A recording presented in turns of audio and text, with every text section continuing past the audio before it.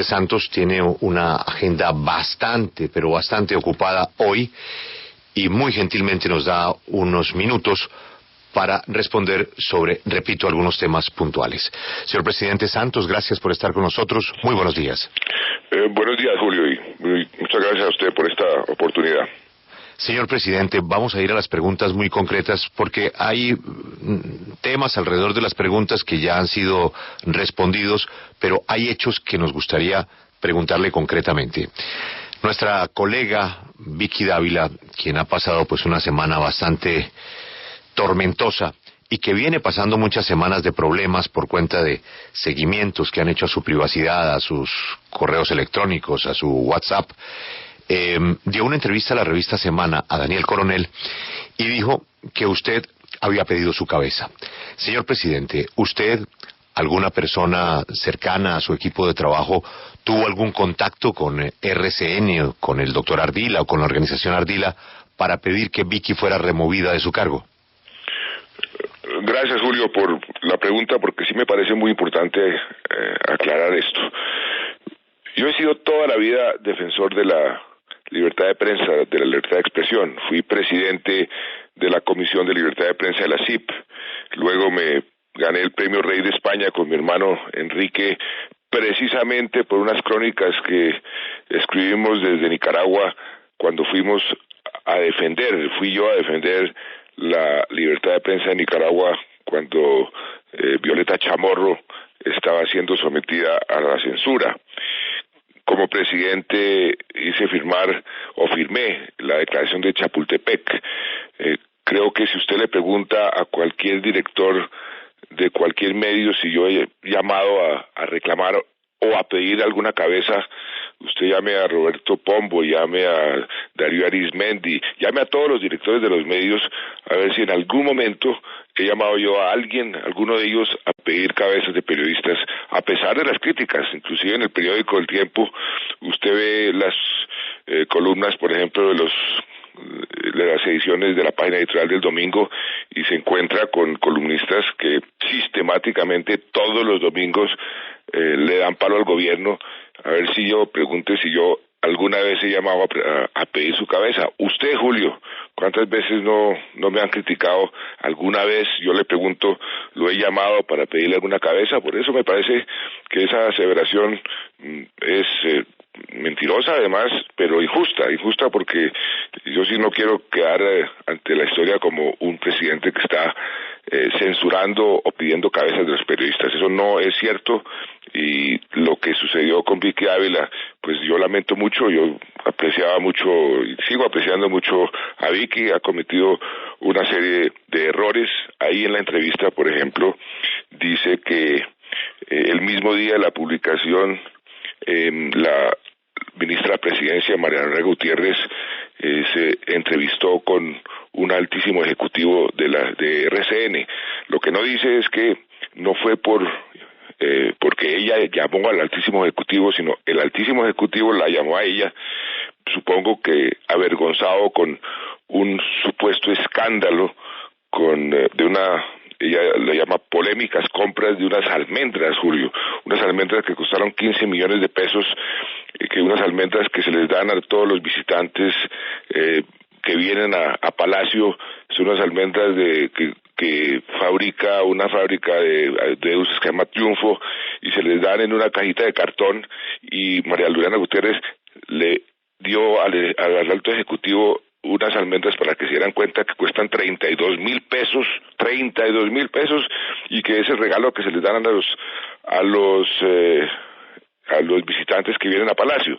Entonces, si después de esculcar tantos contratos, lo que encuentran como despilfarros es ese contrato, pues inclusive eso habla bastante bien de la presidencia en cuanto a que estamos haciendo las cosas correctamente. Entonces no ha sido ni el gobierno ni mucho menos el presidente el que ha pedido ninguna cabeza de ningún periodista. Y en esa misma entrevista, Julio, Vicky dice otra cosa que tampoco es cierto, y me duele porque tampoco quiero quedar yo como un presidente que chuza o que deja chuzar a periodistas. Ella dice que yo no quise tomar en serio lo que ella denunció. Yo sí lo tomé muy en serio, Julio. Lo tomé tan en serio que la llamé, hablé con ella casi por 2 horas en privado, ella y yo, y luego de que ella me contó una serie de cosas que yo anoté muy cuidadosamente, personalmente me puse a investigar. Me mencionó un oficial de la inteligencia de la policía, yo lo convoqué, le hice un interrogatorio, inclusive ese oficial después fue a someterse voluntariamente al polígrafo, respondió todas las preguntas en forma clara e impecable. Me puse con el fiscal, con la Dirección Nacional de Inteligencia, a que averiguaran si había habido chuzadas por parte de la policía en todas las centrales de inteligencia y las centrales de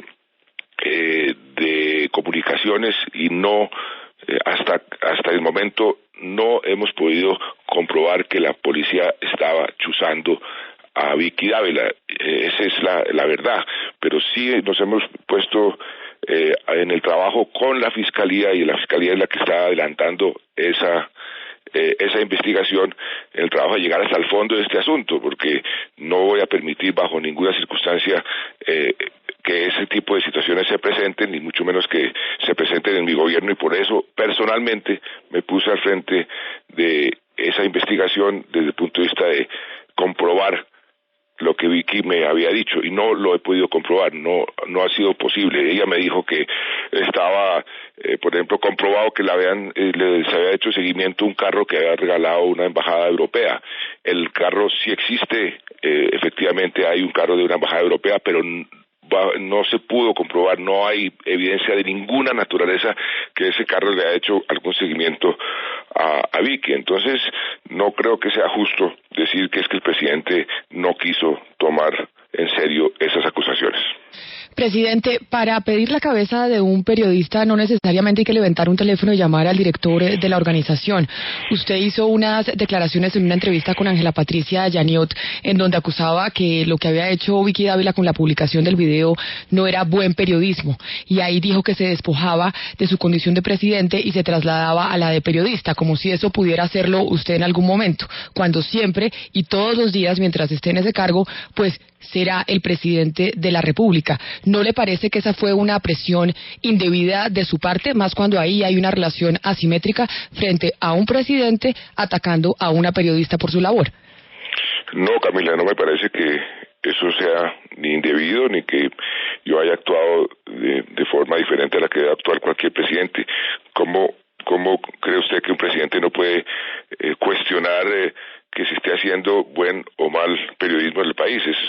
Es el derecho de cualquier ciudadano, y mucho más del presidente de la República, que reclamar que se haga buen periodismo. Cuando ella me preguntó sobre el video, yo le respondí una cosa que creo que los periodistas, y ojalá sean los propios periodistas, y ahí lo dije, ojalá sean los propios periodistas y no una polémica con el gobierno, los que hagan una reflexión sobre cómo están desarrollando su labor. Y yo le pregunté a Ángela Patricia, ¿a usted le parece que está correcto que publiquen así de buenas a primeras un video como el que se publicó? Ella inclusive no confesó que no lo había visto, pero yo sí creo válido, totalmente válido, que el presidente haga esa pregunta, y repito, ojalá sean los propios periodistas, porque mi talante como demócrata y como defensor de la libertad de expresión me obliga a pedir que sean los propios periodistas los que se cuestionen ellos mismos y reflexionen sobre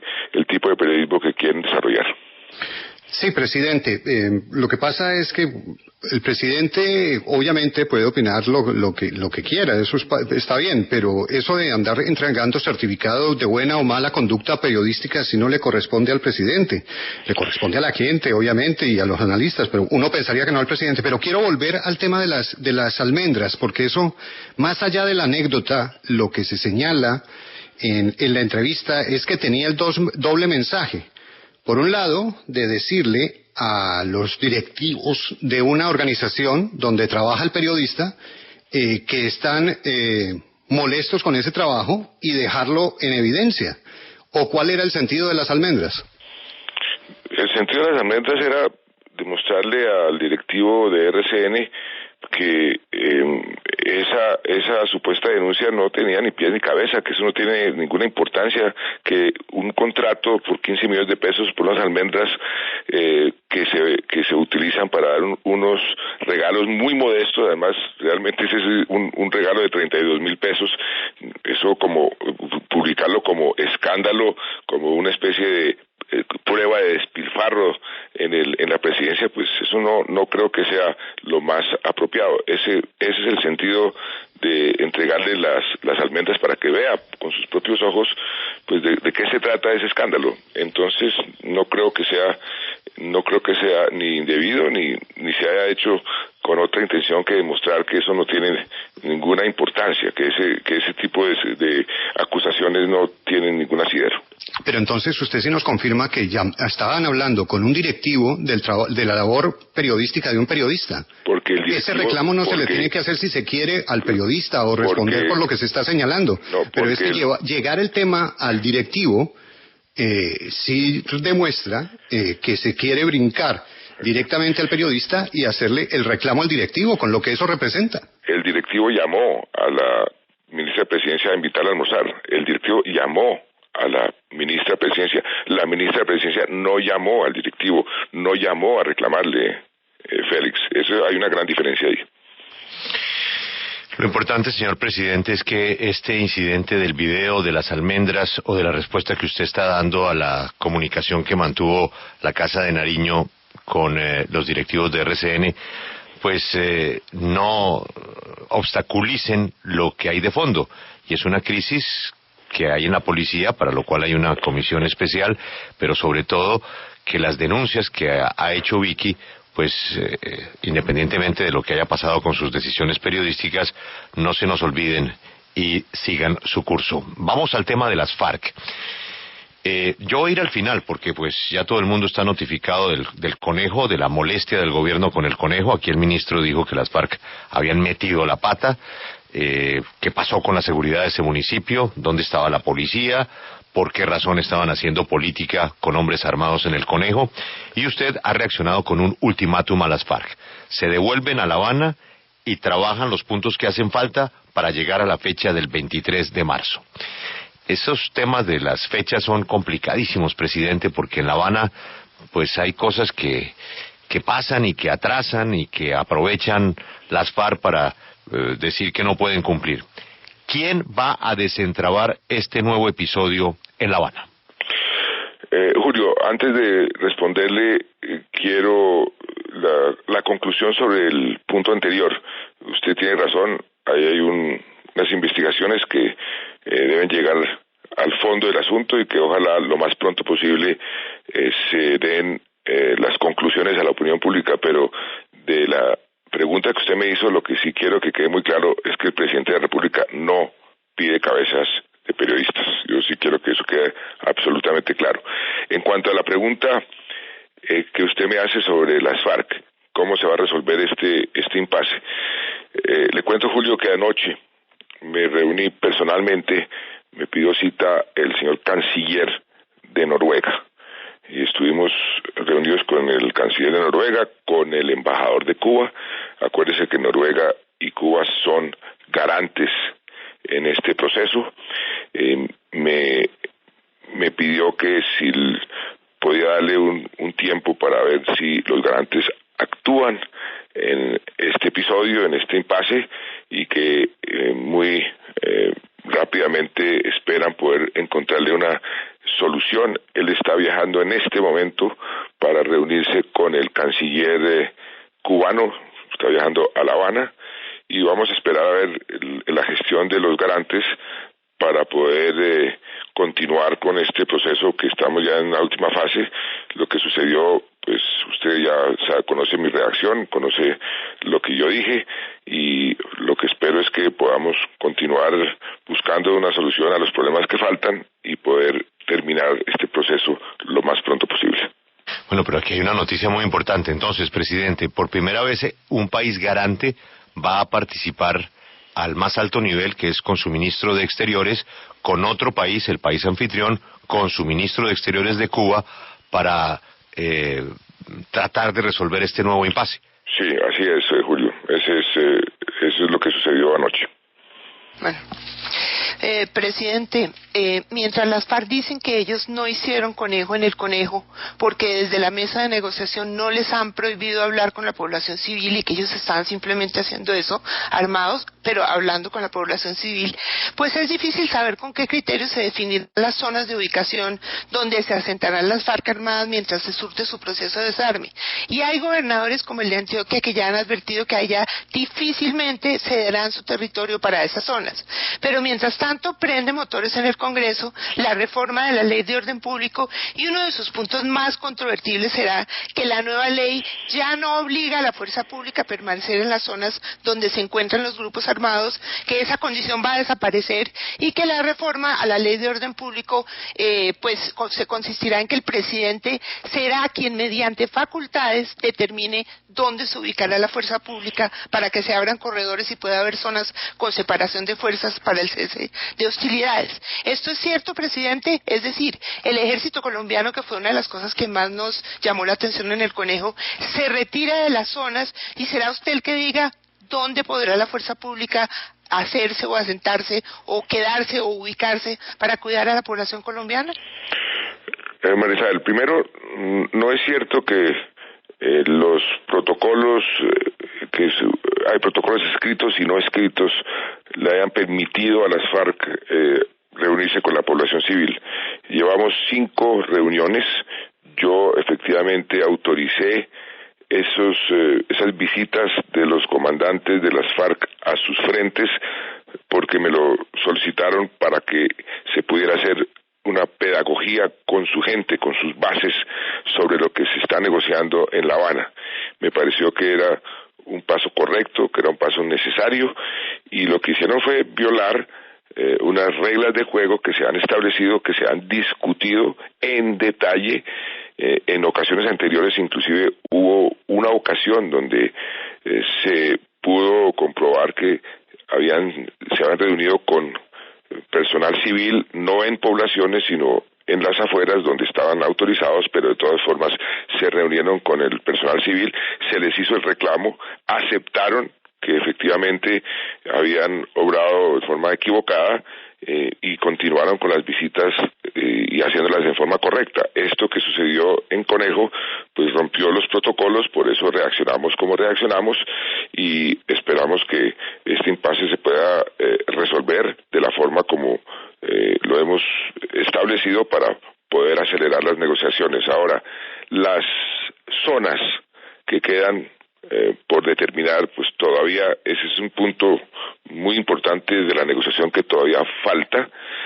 Ahí por eso dije que esas zonas tienen que tener un número prudente, un número práctico. ¿Por qué digo que práctico? Porque Naciones Unidas tiene mucho que ver en qué capacidad va a tener para poder verificar y monitorear lo que sucede en esas zonas. Esas zonas están por determinarse y ese es uno de los puntos difíciles que quedan todavía por negociar. No habrá zonas vedadas para la fuerza pública colombiana, eso también lo dijimos. No habrá ningún despeje, los despejes desde el puro comienzo de la negociación. Acuérdese, María Isabel, que yo dije aquí no habrá despejes y no habrá despejes en esas zonas. La forma como se va a verificar la seguridad de los miembros de las FARC es lo que también está por negociarse y ahí Naciones Unidas va a participar de forma activa porque para eso se le dio un mandato y ese fue el sentido de la resolución que en forma unánime aprobó el Consejo de Seguridad. Pero, presidente, obviamente todos estos procesos, y más cuando va a ser la reintegración de las FARC, si llega finalmente la firma de la paz, va a ser complejo. Pero esta primera prueba sí nuevamente demuestra que el gobierno peca de ingenuidad, porque acá no estamos ante las carmelitas descalzas, y nosotros sabemos que las FARC van a llegar hasta donde las dejan, y en este caso el gobierno fue el que permitió que llegaran y montaran el show que montaron en el Conejo. Pero, Félix, precisamente la reacción mía y la reacción del gobierno fue porque violaron las reglas. Entonces no es que los hayamos dejado, al contrario, lo que estamos es diciéndoles, ustedes no pueden hacer esto, por favor, esto no se va a volver a repetir, y eso fue el sentido de la reacción del gobierno. Es exactamente al contrario, Félix.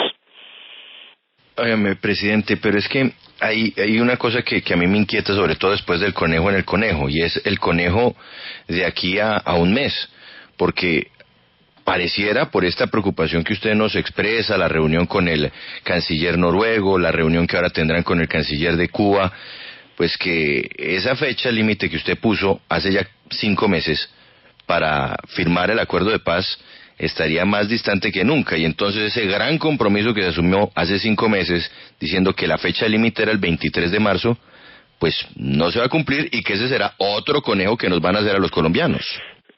La fecha fue una fecha acordada por las dos partes, y esa fecha no se ha modificado. Es decir, si se modifica la fecha, tiene que ser por acuerdo de las partes.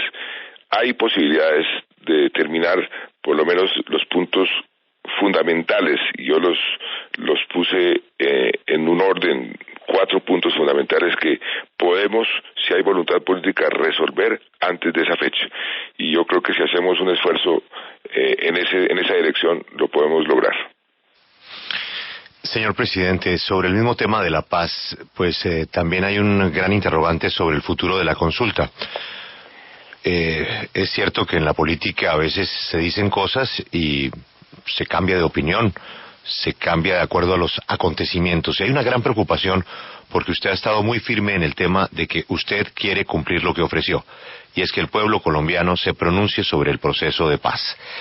Y la consulta pues está en examen constitucional, pero la consulta, si sigue adelante, puede ganar el sí, puede ganar el no. Usted ya dijo que pues sería un golpe político para usted en lo personal muy fuerte. El exministro Humberto de la Calle y jefe de negociaciones ha dicho que habría que bajar la cabeza. Y siempre queda pues una gran preocupación entre otros expertos, como el doctor Alfonso Gómez Méndez y otras voces muy importantes que han dicho que usted no está obligado a hacer esa consulta. El riesgo es que pierda la consulta y que se pierdan estos 4 años. Pero usted ha dicho, si esa es la voluntad de los colombianos, yo la voy a aceptar. ¿Usted se mantiene inmodificable en que lo que diga esa consulta es lo que usted va a hacer? Julio, yo me mantengo en lo que he venido diciendo desde el comienzo de este proceso. Para darle precisamente tranquilidad a los colombianos, yo les ofrecí cualquier cosa que negociemos. Los acuerdos serán sometidos a algún tipo de refrendación. Esa refrendación, ¿qué quiere decir? Que los colombianos tendrán la última palabra, decir sí o no a lo que se acuerde. Eso da tranquilidad, y no es el presidente de la República quien tiene las facultades legales. El doctor Alfonso Gómez y mucha gente que ha dicho eso tienen toda la razón. Yo tengo las facultades legales para negociar un acuerdo de paz, así ha sido en el pasado, pero es que en este acuerdo hemos hecho muchas cosas diferentes. En este acuerdo hemos puesto las víctimas por primera vez en el centro de la solución del conflicto. En este acuerdo, por primera vez, enteramos e involucramos a los militares, a las Fuerzas Armadas en la negociación. 2 generales de la más alta reputación, uno del Ejército y otro de la Policía, han sido negociadores plenipotenciarios. Eso nunca había pasado. Y por primera vez yo quise ofrecerle al pueblo colombiano que ellos tendrían la última palabra para darle legitimidad a cualquier acuerdo a que lleguemos. Un ofrecimiento que yo tengo que cumplir, y es cierto que no estoy obligado. Vamos a ver qué dice la Corte Constitucional. No es cierto que yo esté jugando doble, que por un lado les estoy diciendo que tumben el referendo y que por el otro lado públicamente estoy diciendo no el referendo sino el plebiscito, y que por otro lado estoy diciendo que vamos para el plebiscito. Yo creo que el plebiscito es necesario, es una consulta, como usted lo dice, de un sí o un no, y creo que eso le conviene al proceso. Las FARC todavía no han aceptado ese sistema de refrendación. Lo que yo he venido diciendo es que la alternativa, la constituyente, no puede ser un sistema para refrendar los acuerdos, porque lo que la constituyente podría hacer el primer día que se reúna es echar para atrás todo lo que se ha venido discutiendo, todo lo acordado. Entonces no es un sistema de refrendación y que lo único que queda por sustracción de materia es lo que se acordó y lo que está en este momento en manos de la Corte Constitucional.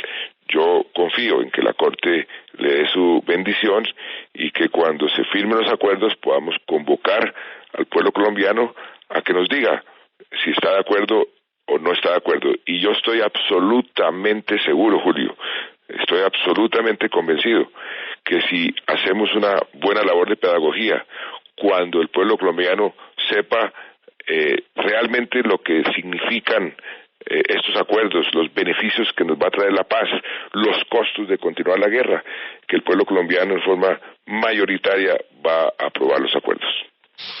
Usted ha dicho que va a haber consulta independientemente de lo que opinen las FARC o otras fuerzas políticas en el país que están hablando de una constituyente. Va la consulta, naturalmente, autorizada por la Corte Constitucional. La pregunta es muy concreta. Si gana el no, ¿se acabó el proceso de paz? Si gana el no, se acabó el proceso de paz. Presidente, hablemos del tema económico. Si gana el no, se acabó el proceso de paz. Standard & Poor's le ha pasado una calificación negativa a Colombia. Tengo entendido que usted ha ordenado para hoy un recorte importante del gasto. ¿Cuáles son las implicaciones de esa calificación negativa de Standard & Poor's a Colombia y de qué tamaño va a ser el recorte? Julio, una aclaración. Standard & Poor's no bajó la calificación de Colombia, mantuvo la calificación que tenemos, que la ha venido mejorando en 2 oportunidades ya. Lo que cambió fue lo que ellos llaman las perspectivas de Colombia. Hay perspectivas estables o desfavorables o positivas, y entonces la cambió de estable a desfavorable. ¿Por qué hicieron eso? Lo hicieron y lo han hecho con muchos países en muchas ocasiones para hacer una especie de advertencia. Mire, ustedes tienen que hacer ciertas cosas, tienen que tomar ciertas medidas para que nosotros le mantengamos la calificación. Entonces es una especie de advertencia, no es que hayan bajado la calificación, y eso es muy importante hacer esa diferenciación. ¿Y qué es lo que están diciendo? Están diciendo, aquí hay una situación internacional muy difícil. A Colombia, como a muchos países, la baja del precio del petróleo lo ha golpeado duramente. Usted tiene que hacer las reformas necesarias para adaptarse a esa nueva circunstancia y mantener la solidez de la economía y mantener la situación fiscal en buenos términos. Y eso, Julio, es exactamente lo que venimos haciendo desde cuando comenzó a bajarse el precio del petróleo. El año pasado hicimos un recorte de más de 9 billones de pesos en las inversiones y los gastos del Estado. Este año presentamos un presupuesto que en términos reales es menor al presupuesto que habíamos presentado al Congreso el año pasado, y a ese presupuesto, usted bien lo acaba de mencionar, comenzamos a hacerle recortes. El primer recorte se va a hacer hoy en el Consejo de Ministros. 6 billones de pesos vamos a recortar en gastos de funcionamiento y en inversión. ¿Para qué? Para mantener algo que hemos decidido desde el comienzo del gobierno, y es una senda fiscal, una senda de responsabilidad fiscal.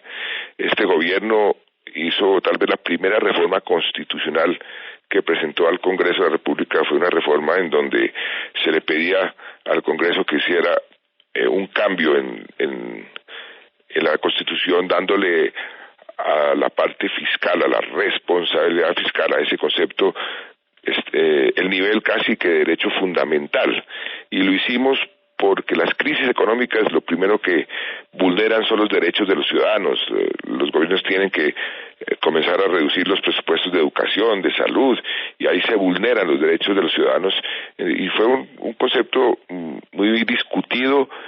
Fueron unas discusiones bien interesantes tanto en el Congreso como en la propia Corte Constitucional, que acabó aceptando ese concepto de reforma de responsabilidad fiscal como derecho fundamental o un criterio para tenerse en cuenta en la defensa de los derechos de los ciudadanos. Y a reglón seguido, después de esa reforma constitucional, hicimos aprobar una ley que se llama la Ley de la Regla Fiscal. Y es una ley que obliga al gobierno a mantener una senda o un camino en materia fiscal entre ingresos y egresos que garantice que nosotros no vamos a ser irresponsables en materia fiscal. Y ese camino lo hemos mantenido desde el comienzo del gobierno, por eso nos han subido la calificación en 2 oportunidades. Eso nos ha permitido reducir sustancialmente los costos de financiación del país, de la financiación de los colombianos, y estamos totalmente convencidos de que vamos a mantener esa senda fiscal. Esa regla fiscal nos permite, por ejemplo, este año tener un déficit de 3.6% y vamos a hacer todos los ajustes que sean necesarios para cumplir con la regla y mantener la confianza de los mercados. Uno de los temas que Standard & Poor's y todas las calificadoras de riesgo y los inversionistas están pendientes es, por supuesto, la reforma tributaria. ¿Por qué es necesaria la reforma tributaria? Porque los ingresos, que representan más o menos el 16% de la economía, del tamaño de la economía, se han reducido a un 14% por la baja del precio del petróleo. Este año, por utilidades de Ecopetrol, por impuestos que paga Ecopetrol o impuestos que pagan las petroleras, en lugar de ser el 20% de los recursos totales del Estado, que como sucedió por ejemplo el año 2013, va a ser cero. Es un ajuste muy drástico, pero lo estamos haciendo, y lo estamos haciendo de forma tal que podamos mantener un crecimiento de la economía.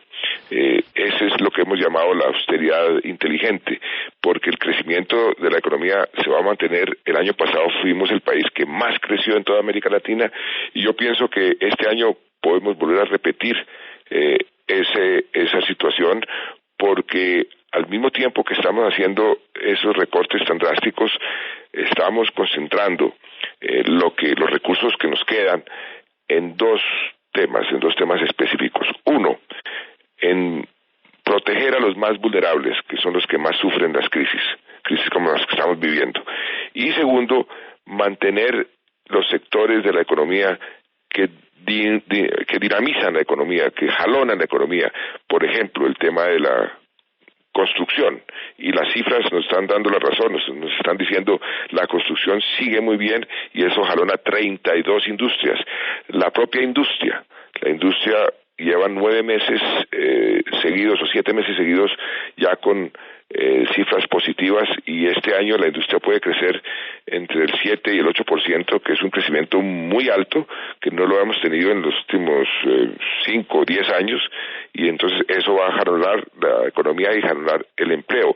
El tema de las concesiones de cuarta generación, que hasta este año está comenzando realmente. Usted va a comenzar a ver este país en verdadera construcción durante los próximos 4 años, porque ya esas inversiones están hechas, están financiadas. Entonces, estamos tratando de mantener un equilibrio entre un crecimiento que nos permita mantener el empleo y al mismo tiempo hacer las reformas fiscales y de reducción de gastos y de inversiones que nos permita mantener la senda fiscal.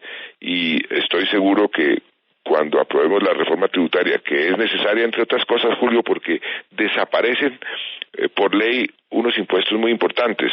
A la gente se le olvida que el impuesto al patrimonio desaparece por ley, que el impuesto del 4 por mil desaparece por ley. Entonces tenemos que reemplazar esos ingresos con otros impuestos.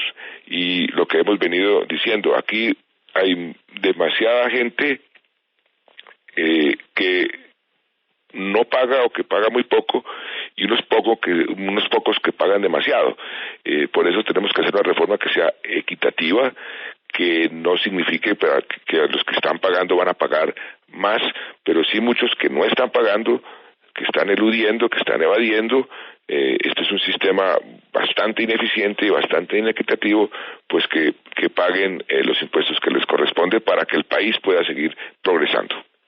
Presidente, venimos de un anuncio semejante hace unos pocos meses, donde usted anunció que el gobierno se iba a apretar el cinturón y el ministro de Hacienda nos salió con el eufemismo de que los ministros no volverían a viajar en primera, sino solo en turismo. Entonces, sí esperamos que el anuncio de verdad de que la apretada del cinturón del gobierno sea real, pero usted ha logrado una cosa que es increíble en un presidente, que haya varios sectores del país que le están suplicando que se comprometa con la reforma tributaria cuanto antes para poderle dar estabilidad a esto.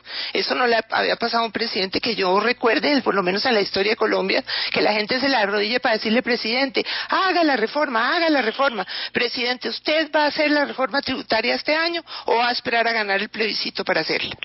Isabel, tenemos que hacerla este año y no tiene ninguna trascendencia que la hagamos en el segundo semestre, en la segunda legislatura, frente a la primera, que era lo que querían algunos empresarios. Se interpretó como que el gobierno no quería hacer la reforma simplemente porque pasamos la reforma de la primera legislatura a la segunda legislatura de este año, y lo hicimos por un motivo de responsabilidad, María Isabel, porque todavía, inclusive la propia comisión de expertos tiene una serie de cálculos que no se han hecho con el rigor que se deben hacer. No sabemos, por ejemplo, cuál va a ser o cuál sería las implicaciones desde el punto de vista de ingresos, un cambio en la contabilidad de las empresas que están sugiriendo los comisionados. Hay una serie de propuestas que ha hecho la OCDE, que ha hecho el propio Banco Interamericano de Desarrollo, que estamos nosotros estudiando, que es una serie de alternativas que vamos a tener, y vamos a tener que escoger las alternativas que sean las más convenientes para la economía, las que nos permitan mayor competitividad, no ahuyentar la inversión, y que nos permitan equidad y crecimiento. Son los principios básicos que tienen que informar esta reforma, y le digo que no tiene trascendencia si es en el primer semestre o en el segundo semestre, porque de todas formas cualquier reforma entra en vigencia el año entrante. Si yo apruebo la reforma este mes, o el mes entrante, o el mes de noviembre, da lo mismo, porque la reforma no entra en vigor sino hasta el próximo año fiscal. O sea que lo que hemos querido hacer es las cosas con tiempo, en forma responsable, pero tenga la seguridad, María Isabel, que la reforma se va a aprobar, porque se tiene que aprobar, porque los impuestos desaparecen y tenemos que tener un reemplazo para esos impuestos. Señor presidente, los presidentes siempre han tenido un jefe de seguridad que atiende una secretaría de seguridad dentro de la Casa de Nariño. Los últimos generales de la policía, algunos de ellos que han pasado por ese cargo, han terminado con problemas. Y dejemos ahí. El último jefe de seguridad, el general Ramírez, era un general tan importante que habría podido ser director de la policía. Sin embargo, por esas luchas de poder interno dentro de la policía, que no voy a entrar a discutir porque seguramente entraremos en una cantidad de desacuerdos, pero por razones que suceden dentro de la policía históricamente, el general Ramírez perdió su partida y se hizo a un lado. Pero lo que ha sucedido es que se acaba esa oficina en manos de la policía y simplemente la Casa de Nariño, la seguridad, se la entrega a la propia Casa de Nariño. ¿Por qué tomó esa decisión de acabar con esa importante jefatura de seguridad suya en manos de un general de la policía que inclusive habría podido ser el director de la policía, un general muy importante? ¿Qué fue lo que le molestó para cerrar esa oficina? Julio, mire cómo son las interpretaciones. El general Ramírez ha sido un general que ha sido muy leal, buen trabajador. Yo lo mandé después de ser el jefe de seguridad, el secretario de seguridad de la presidencia, lo mandé a Londres a lo que llaman una comisión al exterior. Cuando él regresó, le di la oportunidad de volver a ocupar ese cargo y siempre le dije: mire, general, cuando usted ascienda al máximo grado, pues usted se va a ir. Y eso fue lo que sucedió. Él vino, los ascensos, él es de la misma promoción del general Palomino. Fíjese que fueron los dos los que ascendieron en diciembre, general Palomino ascendió antes porque los directores de la policía automáticamente obtienen su cuarto sol.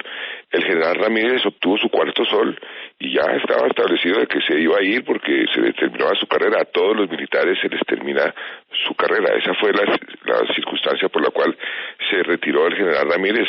No hubo ninguna circunstancia adicional. Se han inventado toda clase de cosas que Ramírez le estaba corriendo la butaca a Palomino. Nada de eso es cierto. Él se retiró después de haber ascendido a su máximo grado, cuarto sol, y eso estaba establecido desde hacía muchos meses. ¿Por qué decidí eliminar la Secretaría de Seguridad?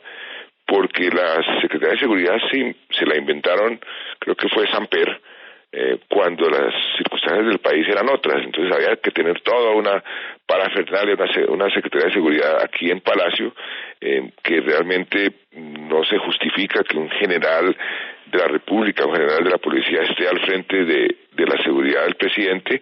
Esa labor la puede asumir perfectamente el jefe de la Casa Militar, como en efecto sucedió. Eso fue lo que hicimos. La reforma que hicimos fue que el jefe o la Secretaría de Seguridad la asume el jefe de la Casa Militar y la seguridad se mantiene en manos de la policía, porque aquí hay un subalterno del jefe de la Casa Militar que es policía, que está encargado de mi seguridad. Eso es todo, Julio.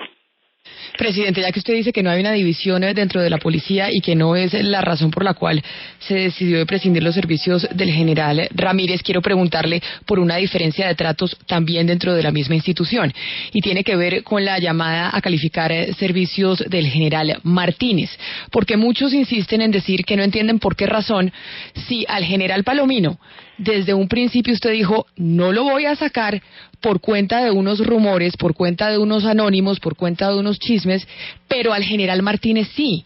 Al general Martínez se le llama a calificar servicios por cuenta también de unos rumores. ¿Por qué esa diferencia, presidente, en el trato de los dos generales? En el caso del general Martínez no va a ser por rumores. Ustedes en los próximos días van a tener la información de por qué salió de la policía. Señor presidente, ha sido usted muy... Uy, Camila, interesante ese final, ¿no?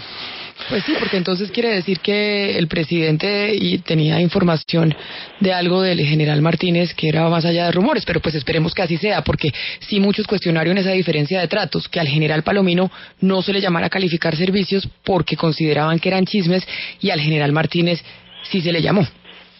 Julio, Sí, pero es que... perdón, Marisabel. Sí. No, es que a mí sí me dicen que el gobierno sí tiene una documentación muy complicada que proveniente de los Estados Unidos contra el general Martínez, que no han dado a conocer, pero que la darán a conocer, como lo acaba de anunciar el presidente a la W en los próximos días. Sí, es una información muy delicada, ¿no es verdad, presidente? Así es. Sí. Bueno, lo veníamos comentando, Marisabel, que el gobierno había consultado pues con sus socios en combatir el crimen organizado, que son pues los agentes de los Estados Unidos. ¿Algo más, Marisabel? Sí, yo tengo una última pregunta. Pues durante un mes que lleva el vicepresidente Vargas en recuperación, pues ha habido muchos movimientos de sectores políticos en reuniones para definir estratégicamente una nueva coalición de gobierno, unos nuevos partidos que acompañarán al gobierno en esta etapa pues de la paz. Estoy hablando concretamente del liberalismo, el Partido Conservador y la U. Están reorganizando la unidad nacional y no han invitado a Cambio Radical. Presidente, ¿usted va a constar que esta nueva unidad nacional deje a Cambio Radical y al vicepresidente por fuera? Marisabel, sí han invitado a Cambio Radical. Mañana tengo convocado todos estos partidos, incluyendo a Cambio Radical, todos los que están apoyando la paz, y Cambio Radical está apoyando la paz. Aquí estuvo el vocero, el presidente de Cambio Radical, Rodrigo Lara, hace unos días, ratificando su apoyo al proceso de paz, y aquí nadie va a excluir a Cambio Radical ni a ningún partido que quiera sumarse a la paz, todo lo contrario. Ojalá se sumen todos, porque lo que este país necesita es unirse para aprovechar esta oportunidad.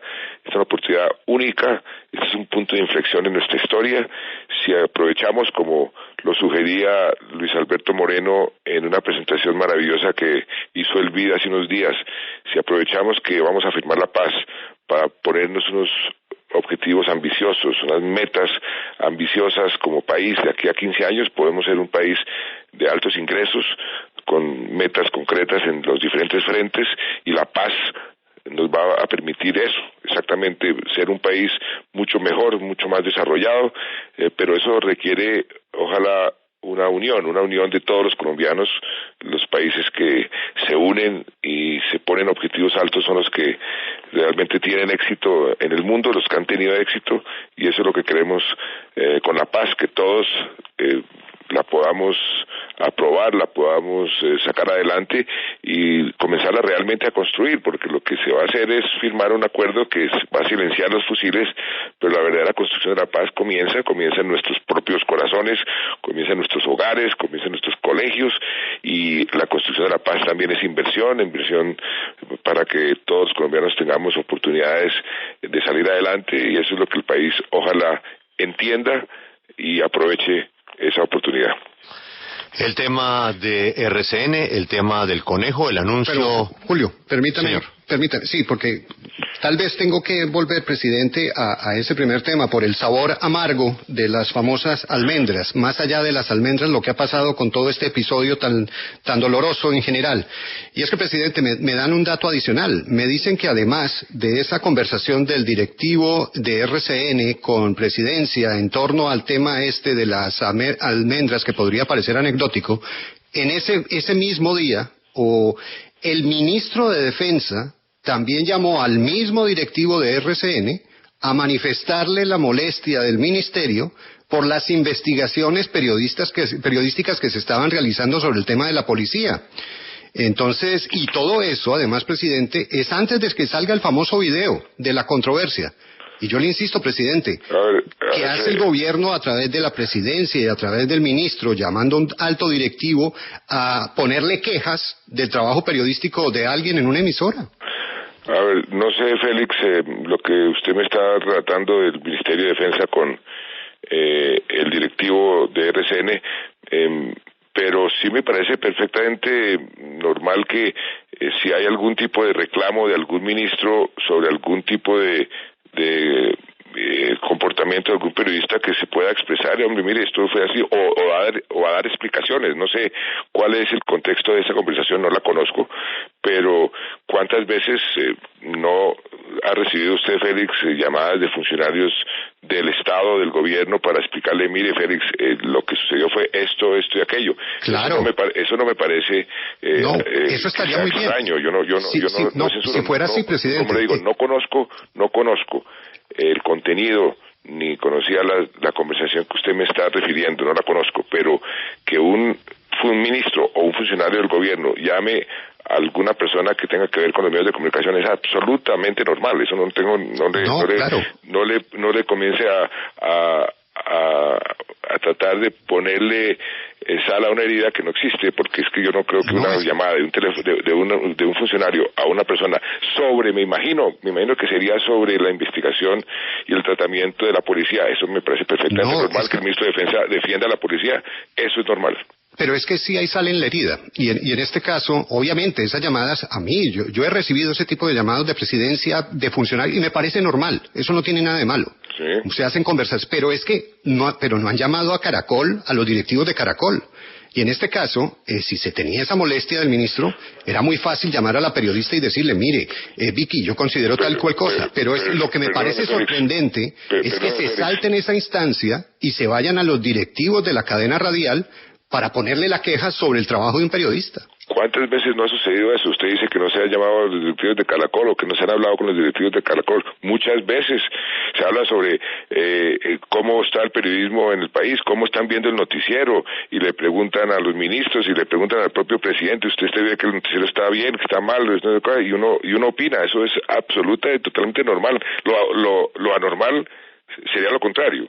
Entonces, yo sí no veo absolutamente ningún inconveniente que un ministro llame a un directivo de una empresa que tiene medios de comunicación para discutir sobre un tema periodístico. Eso es perfectamente normal. Cuando yo estaba ejerciendo el periodismo, Félix, me llamaban todos los ministros, y me decían, mire, le explico que la medida que tomé es tal cosa, mire, lo que publicaron en el periódico no tiene sentido porque se les olvidó darle este ángulo. Eso era todos los días, eso es normal. De manera que no veo que una llamada o una conversación que no conozco, porque le estoy diciendo que yo no conozco, yo conozco la llamada o la conversación que tuvieron el directivo con María Lorena, que fue la que se publicó en la entrevista de semana. Esa sí la conozco porque me la relataron. La otra no la conozco, pero me parece perfectamente normal. Señor presidente, el tema de RCN, el tema de las FARC y el anuncio de la intervención de la Cancillería noruega para el episodio del conejo, superarlo inmediatamente, el interés en insistir en llegar a esa fecha, la decisión inamovible del gobierno de aceptar la voluntad popular en la consulta.